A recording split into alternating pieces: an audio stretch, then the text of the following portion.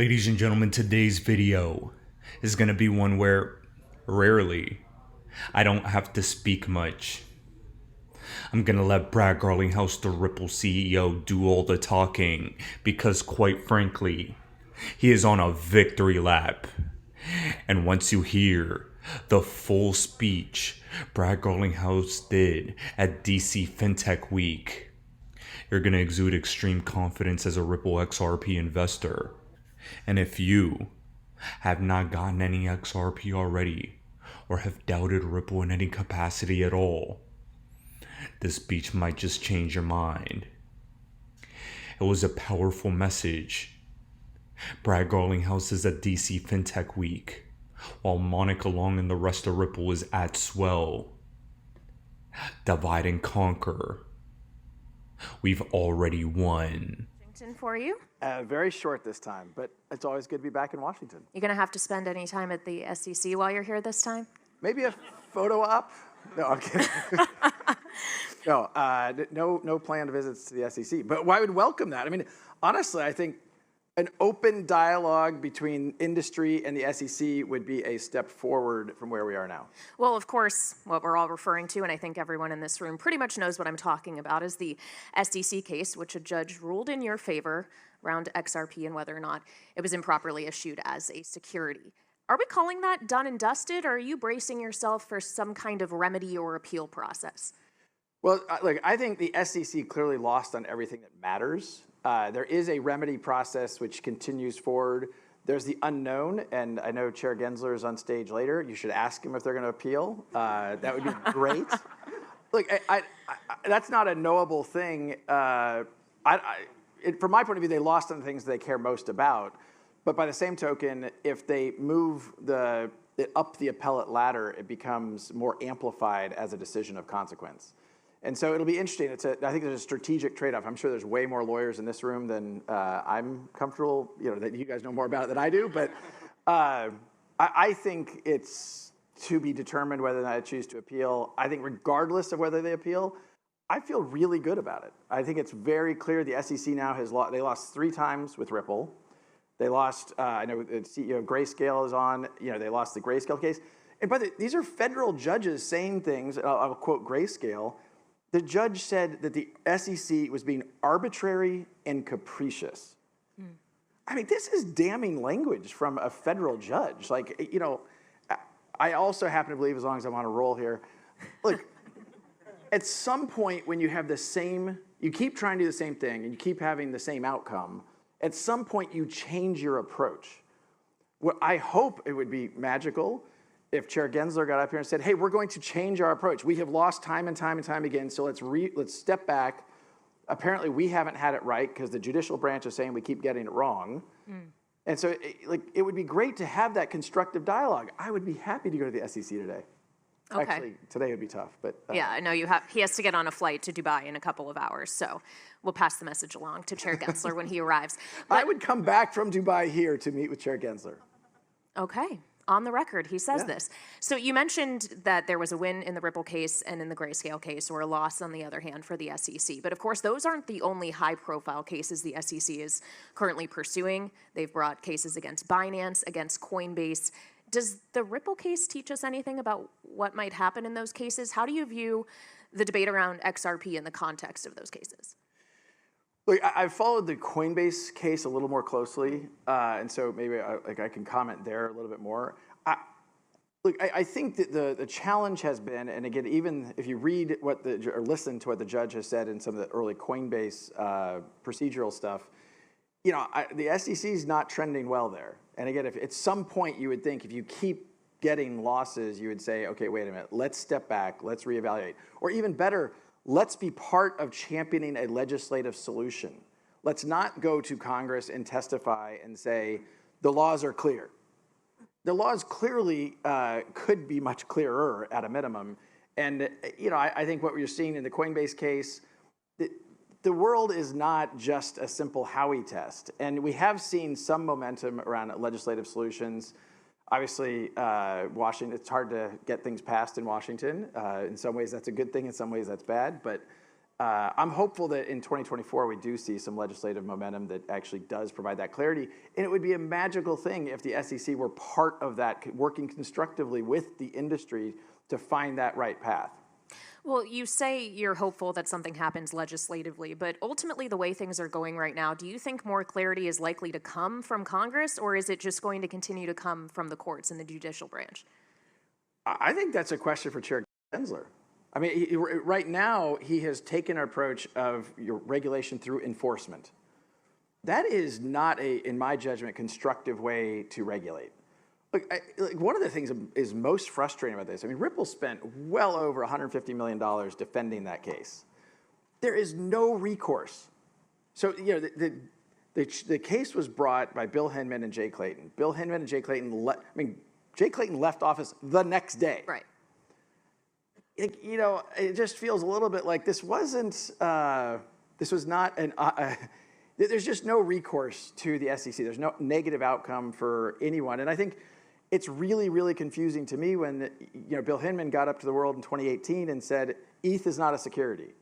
And, now we know from the litigation with Ripple that the SEC's general counsel even said, this is going to make things less clear. This isn't following the Howey test. So, it feels a little bit, and I think there should be, some call to accountability and even an investigative work. Like, why would we take an approach of putting Ripple on the defense if we got to spend $150 million to show that the law actually doesn't say what they're saying, and then in another case say, okay, we think this one's clear. Like, the government should not be picking winners and losers. So as we talk about this litigation, do you think if there is an appeal in your case or in one of the other cases we've talked about, that ultimately this ends up with the Supreme Court, that this goes all the way to the top? I think that definitely could happen. I mean, certainly, we've said this publicly, we are in it till the end. So you'd take it to SCOTUS? 100%. By the way, again, there's a lot of lawyers in this room. That is a good thing. I mean, the current Supreme Court, we'd love to see the Vegas odds on how that would go. They haven't been super friendly to regulators, I think is what you're alluding to. They have not been friendly to regulators, no. And so, and that goes back to my earlier point. I don't know if the SEC will choose to appeal this decision. If they do, I think it risks to them amplifying, something that they're not yet saying. I think it'd be more constructive for the SEC and even the industry just to say, look, okay, let's step back, let's reevaluate. As you know, I'm going from here to Dubai. Other regulators around the world, we have been in this dialogue. I've been talking to other regulators around the world for years, and there's an open dialogue, there's a constructive dialogue. The US used to be looked at as a leader from securities regulation and protecting consumers. I think it's become a political liability. The way the SEC has approached this in the United States, we are looked at here in the US relative to other countries as stuck. We are not leading, and even worse, it's just kind of looked at, the other countries are absolutely leading. The UK, I happen to be going to the UAE later today, but I could name 5 or 6 countries, Japan, even Australia, Switzerland, Singapore. These are all countries that are leading, and by virtue of that, you're seeing capital investment, you're seeing entrepreneurs set up shop in those countries because the rules are clear. I want to come back to that rest of the world versus the U.S. point, but just to clarify something quickly, because you just said you'll take it to the Supreme Court if you have to. You will ride this out, fight it in the court until it is done if the SEC appeals. There's no chance that you would end up settling in some way. Well, that's a slightly different question. Look, we've talked a little bit about this publicly now. I was offered the ability to settle prior to they didn't just sue Ripple, they sued me. Yes. And they sued dropped Larson. that now, right? That has all been all dropped with prejudice. And so, look, that feels really good. Asterisk. It feels like, how did we end up here? What you sued me as if it was clear I had to knowingly know that XRP was a security and act recklessly to not know. Again, people here in the law know more about this than I do, but there was no chance they were going to win that. And pushing it the way they did, it just feels like the SEC should be part of the solution. Other countries, it's no problem. And you joke, I think you were joking to my meeting with the SEC today. In another country, that wouldn't, I've met with central banks. I've met with, I mean, you name the regulator, and it's kind of like, yeah, no problem. And a open meeting, open dialogue. We talk about what Ripple's doing. We talk about our view on the crypto industry. No problem. Here in the U.S., it's like, it's like, oh, the laws are clear, but yet we can't answer, is ETH a security? Yeah, that's something that the chairman has still not actually I don't know if you're expressed an interviewing opinion today, on. but ask him again today. Maybe I'll find him behind the curtain somewhere. I'll let you know. Okay, so let's go back to the U.S., the rest of the world topic, as you were just discussing it there. Where do you think the best example is being set? What should the U.S. be trying to replicate? Or does the U.S. just need to be doing something different, but taking that regulatory approach differently? I partly because they're a close economic and political partner to the U.S. The United Kingdom, the UK, I think has been very constructive on crypto, and that when I say that, they're not. Again, Chair Gensler likes to talk about crypto as the Wild West. It is absolutely not the Wild West. Ripple is a regulated company in many jurisdictions around the world. In Singapore, we have our license from MAS as a major payments provider. In the UK, we have, in Dubai, we've applied for the virtual asset regulatory, VARA, I can't remember what the A stands for. But, it's not the Wild West, and I think it's a narrative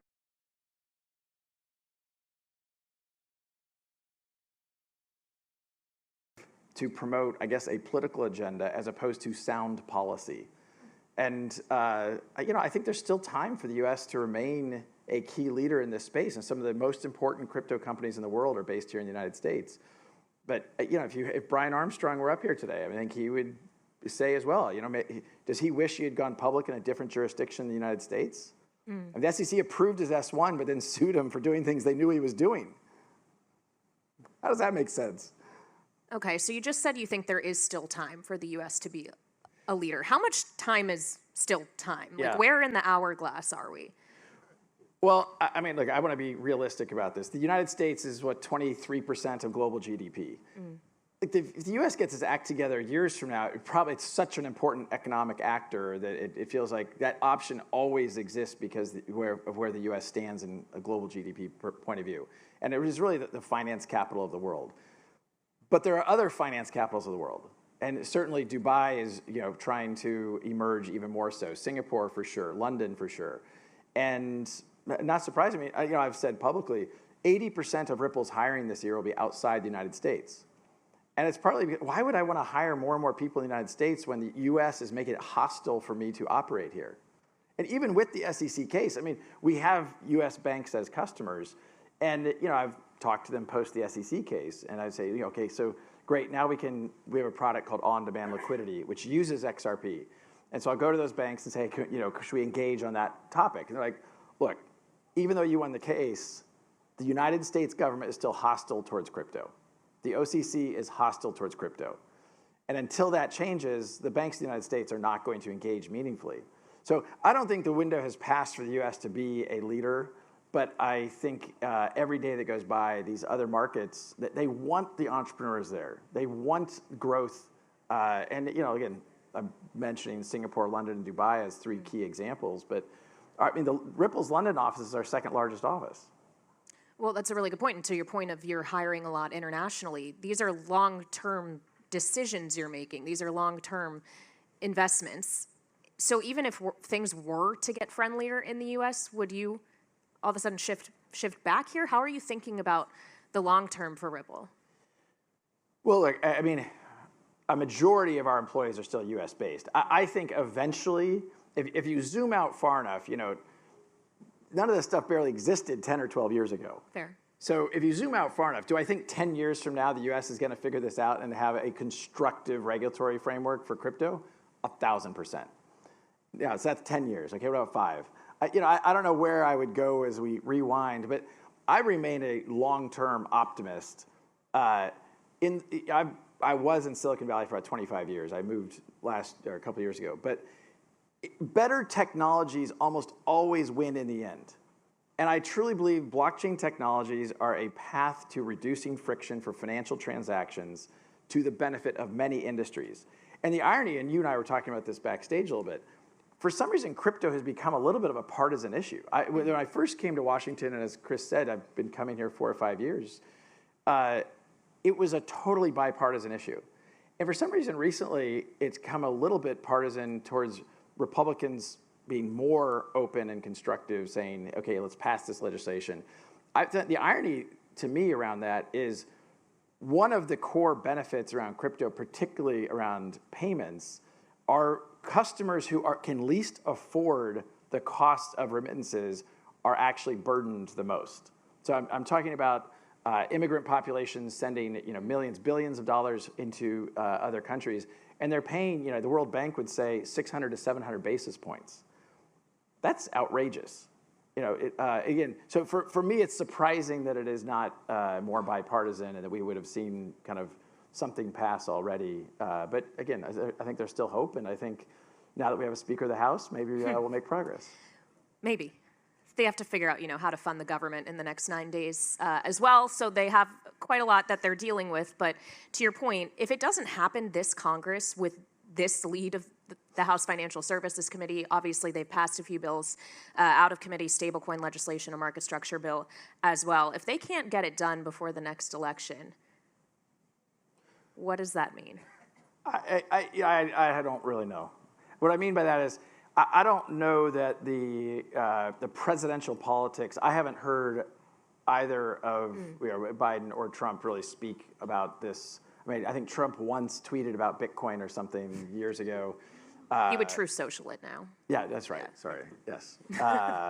But so I don't really have an opinion on that. I view this as a bipartisan issue.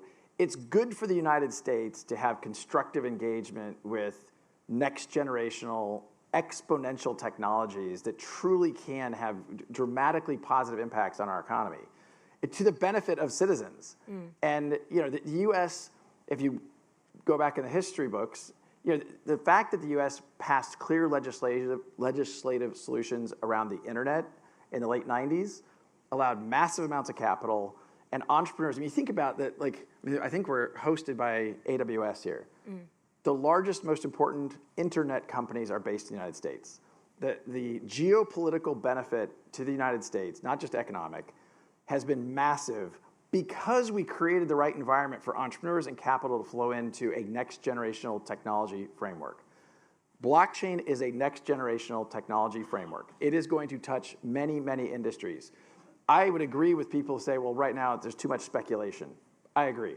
We need more clear, constructive uses of these technologies to solve industry problems. But you're seeing more and more companies doing that, and you're seeing more and more traction.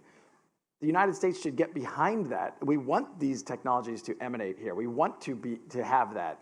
And for whatever reasons, I think the SEC is part of the problem there. We have been hostile. What you hear, and you talk about how this is becoming somewhat of a partisan issue. I've spoken with a lot of Democratic lawmakers, crypto skeptics about this, and they cite fraud often, that a lot of people are defrauded through crypto scams. Also things questioning whether or not blockchain ultimately really does anything new that can't be done already, that it's just trying to recreate something for no good reason and potentially bad things come with it. How much more work needs to be done to push back against that kind of narrative? Well, I mean, the fraud point, and again, you and I talked a little about this backstage. The FTX fraud wasn't a crypto fraud. I mean, yes, it was a fraud. I don't know, it absolutely wasn't unique that this happened to crypto. There's other frauds that, in some cases, were even a bigger scale than what happened there. So, when I hear people say, "Well, we need legislative solutions around." To prevent FTX. It's like, well, maybe if Gary Gensler and the SEC weren't so focused on going after Ripple and meeting openly with Sam Bankman-Fried, maybe we could have actually avoided some of that, right? I don't know. I mean, Gensler won't comment on his meetings he had with SBF, so I don't really know what that's all about. But it strikes me those aren't the laws we need to clarify. Fraud laws are there, and there's many jurisdictions. You have Chair Benham from the CFTC. There's fraud. I mean, there's lots of ways you can address that. And obviously, Sam Bankman-Fried, I think, is probably going to go to jail. I know the sentencing hasn't happened. Yeah. But guilty on all 7 counts. Correct. So yeah. I don't think that's the core of the problem. I think, but to the other part of your problem, like the people who say there's not enough real utility, I mean, look, I kind of agree with that. There's a lot of excitement, and there should be. But that also was true in the earliest days of the internet. There's a birth, just an explosion of entrepreneurial activity that did result in the dot-com bust. But then you still have emerged from that Google and Amazon and Meta. You know, like there's no doubt in my mind these technologies, because they actually can be used to rewire how transactions happen. There's immense friction in how cross-border payments happen, where Ripple's focused. But there's immense friction in real estate, in bond settlement. There's ways to use these technologies. And by the way, I use those examples. Those aren't things Ripple's doing, but just it's more advocating for the industry at large. Well, let's talk about Ripple, though, and the utility there. What's institutional adoption looking like for you Outside now? the United States, it's been great. I mean, look, I'm sensing a theme here. I mean, it was a dark time. When Ripple got sued December 22nd, 2020, Q1 of 2021, you know, we didn't know what was going to happen. Outside of the United States, regulators were like, we don't understand what the SEC is doing, and we continued. I mean, 2021 and 2022 were some of our best years ever. The primary measure we use to measure growth, tens of millions to hundreds of millions to billions of dollars of transactions at a time when we're in the middle of this massive lawsuit with the SEC. So other countries, again, have engaged constructively. They see how these technologies can be used to improve payment flows. They see how cross-border settlement works today. It's slow, it's expensive. I mean, actually, the head of the Italian central bank, I'm forgetting his name right now, he just wrote an opinion piece in the Financial Times about how broken cross-border payments are. It's 2023, and you know these are technologies that actually the U.S. is trying to stymie. It doesn't make sense. So I know you always would rather focus on XRP utility rather than speculation, but do you have a thought on, I believe it's been bid up 30% in the last month? Crypto overall has been up. I mean, Fair. Bitcoin hit a low of, I think, 16 or 17,000. Now it's, I think, at 35,000. XRP definitely has been on a rally. You know, look, if I had a magical window into what drives crypto prices, I probably would quit this job and just go do that. So, you know, look, I take a very long view. The big picture around these technologies, and I'm very much a multi-chain viewpoint. Like, yes, XRP is extremely good at some use cases, and payments is clearly one. But I think there are lots of other blockchains that can be used for other purposes that it's not going to be one, you know, kind of one winner to take it all. I'm already bracing myself for when I go check Twitter after this to see everything the XRP army had to say about this conversation. There is a passionate advocate group. And You could say that, yes. look, I think that is a good thing. There's obviously a very passionate advocate group around Bitcoin.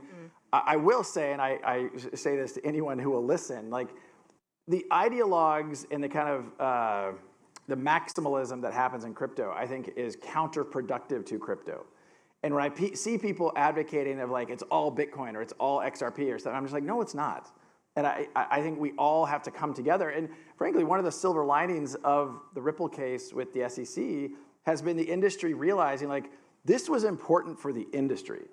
Yes, it was great for Ripple, and frankly, it was nice for Brad Garlinghouse to have the case dropped. But it's important for the industry, and the grayscale decision, I think it's incredibly important for the whole industry to come together and agree on things here in Washington to catalyze that legislative solution that we haven't yet seen. All right, we're going to have to leave it on that note. Brad Garlinghouse, the CEO of Ripple, thank you so much. And with that, I have some words to say. We're going to turn to another regulatory conversation focused on a very different angle, and that would be from the CFTC. So for that, I'd like to welcome Chris back to the stage. He's going to be joined by the CFTC Chair, Ross Benham.